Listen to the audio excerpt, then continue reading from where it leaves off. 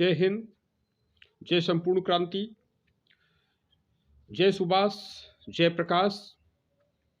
कुछ खबरों के साथ आपके बीच में हाजिर हो गया इंद्र प्रकाश। पटना में जैसा कि आप सब जानते हैं, जनता दल आई की राष्ट्रीय अध्यक्ष माननीय श्रीमती चौधरी किरण सिन्हा जी ने माला सिन्हा का समर्थन किया है मेयर प्रत्याशी में। मेयर प्रत्याशी के लिए माननीय किरण सिन्हा जी माला सिन्हा जी का समर्थन कर रही हैं। लिहाजा पटना में पूरी जनता दल आई, चौधरी किरण सिन्हा यूथ ब्रिगेड और माननीय किरण सिन्हा जी के जितने भी शुभचिंतक हैं, समर्थक हैं, कार्यकर्ता हैं, मित्र हैं, वो सभी पटना मेयर प्रत्याशी माला सिन्हा जी को जिताने के लिए लग गए हैं।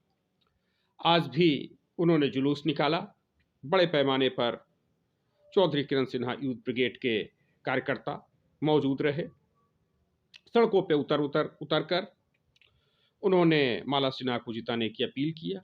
घर घर जा रहे हैं, बूथ स्तर पर प्रत्येक बूथ में कमेटी बना करके संपर्क कर रहे हैं, माला सिन्हा को के लिए पूरा प्रचार प्रसार कर रहे हैं।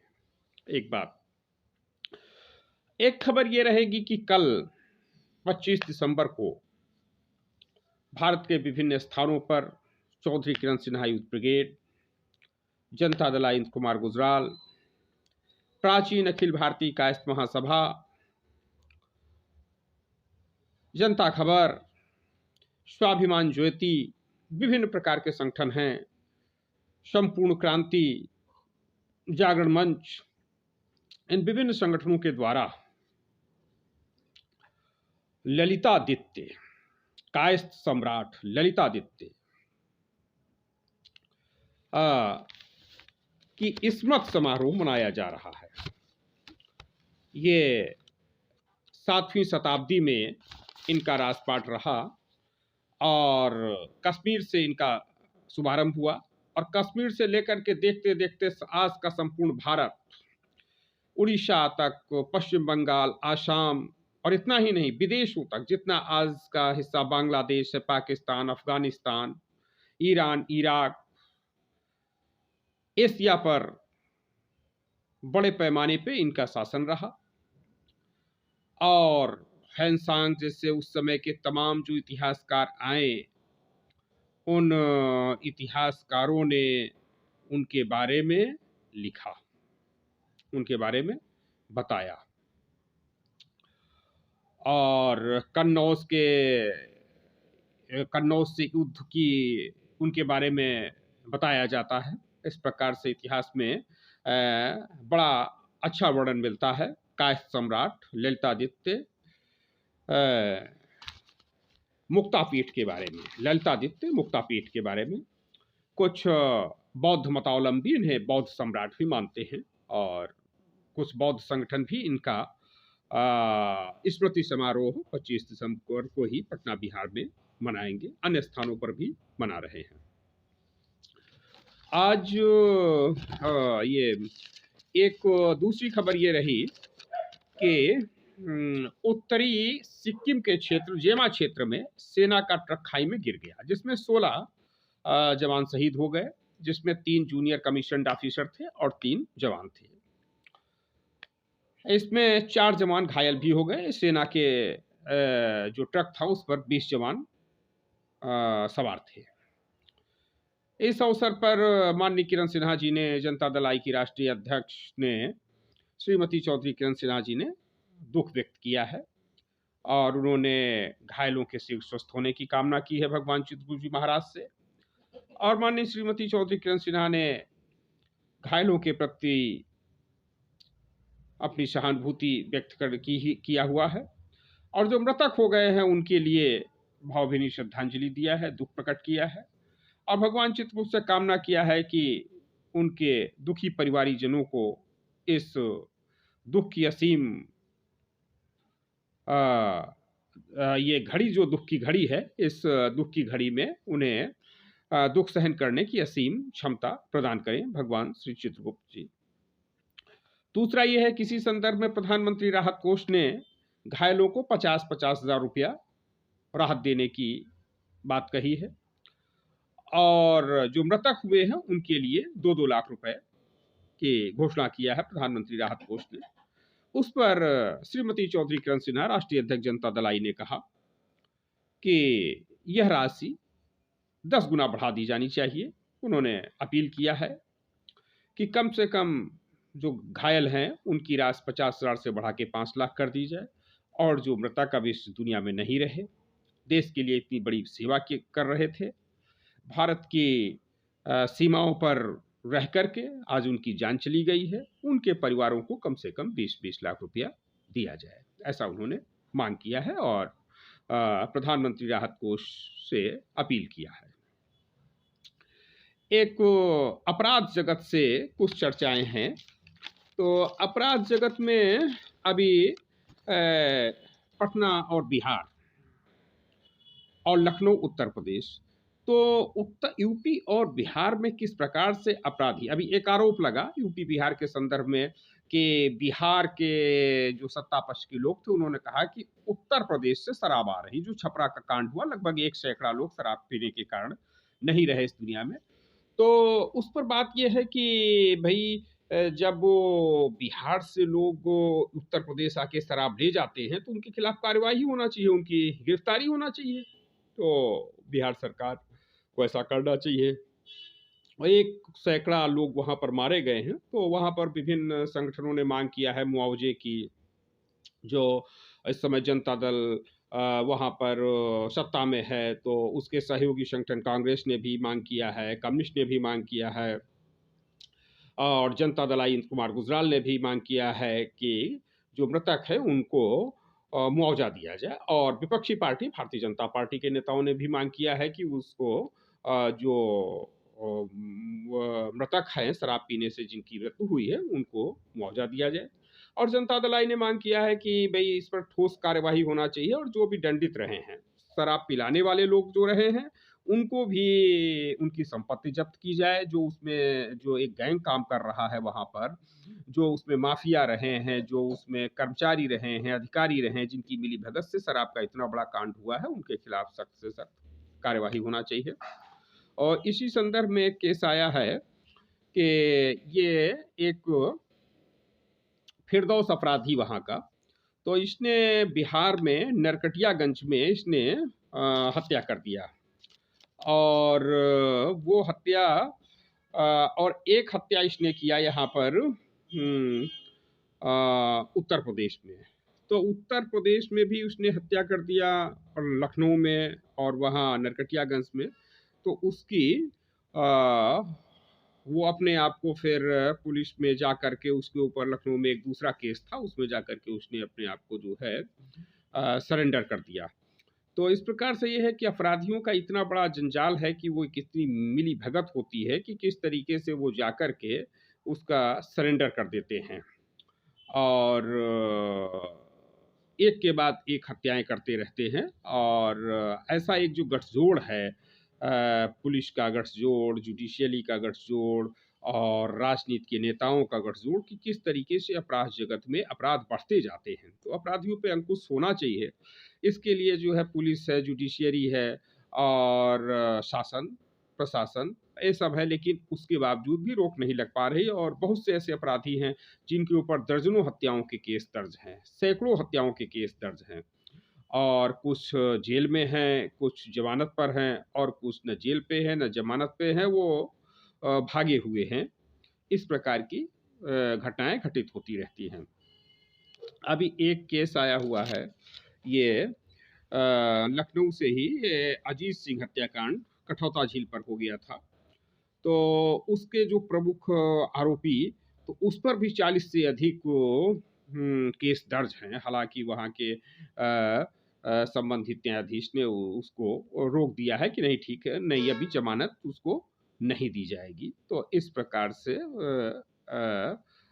कुछ अच्छे न्यायाधीश होते हैं तो जमानत को रोक भी देते हैं और समाज को इस पर एक अपना दृष्टिकोण बनाना चाहिए। ऐसे प्रकरणों पर समाज के लोगों को हस्तक्षेप करना चाहिए, जो जितने भी सामाजिक संगठन हैं, राजनीतिक संगठन हैं, अच्छे लोग हैं, कि अपराध, ताकि समाज अपराध से मुक्त हो, समाज में अपराधी प्रवृत्ति के लोग न रहने पाएँ। तो इस प्रकार से कुछ सामान्य जनता के द्वारा काम किया जाना चाहिए।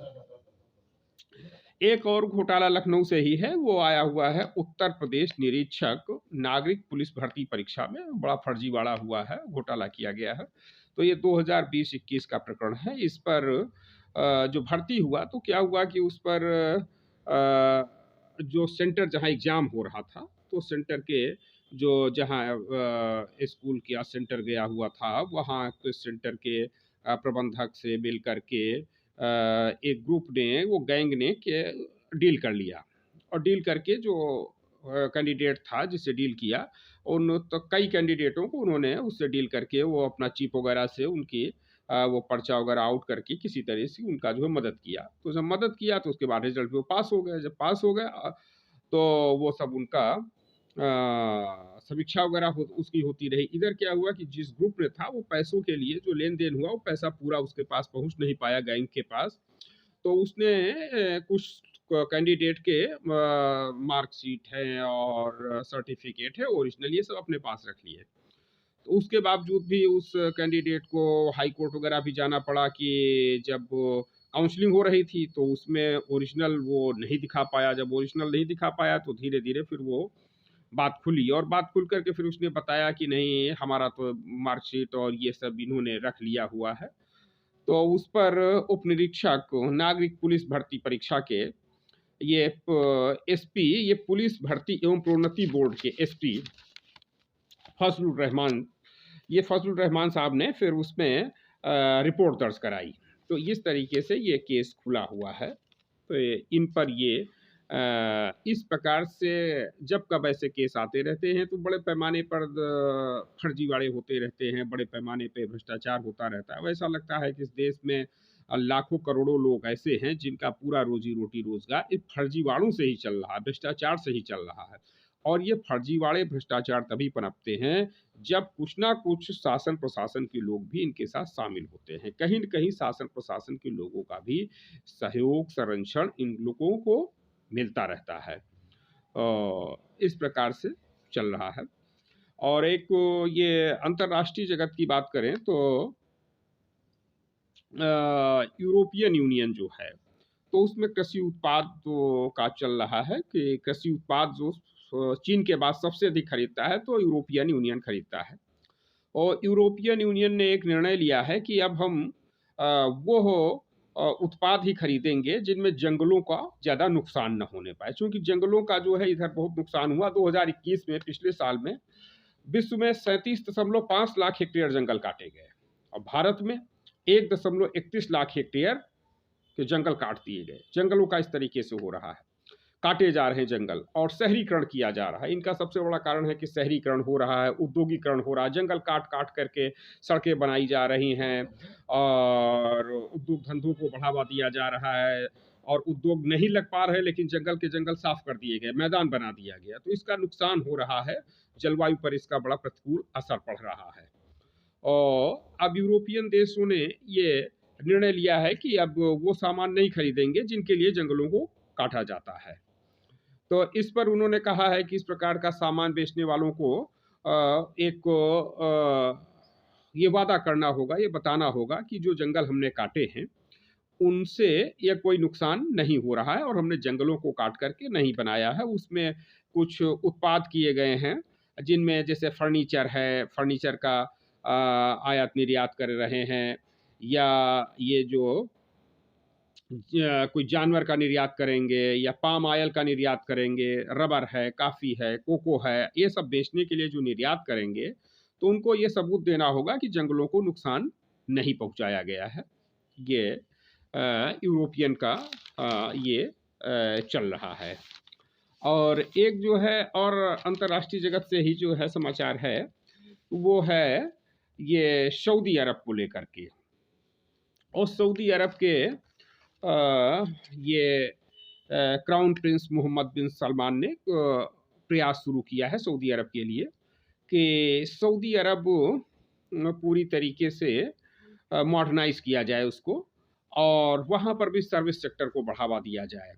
महिला अधिकार में उन्होंने महिला अधिकार बढ़ाया है। वो इसलिए कि जैसे पहले था कि भाई तमाम लोग जो है खेतों पातों में काम नहीं करने जाते थे, तमाम उत्तर भारत और भारत में मध्ययुगीन जैसी स्थिति थी कि तमाम जो जमींदार, तालुकेदार, सामंतवादी वर्ग, पूंजीपति वर्ग, तथाकथित श्रमण समाज, वो तो तमाम को लोग घरों से बाहर नहीं निकलती थी। महिलाएं घरों में ही कैद रहा करती थी, पर्दा प्रथा का में ही शिकार थी, पर्दा प्रथा की।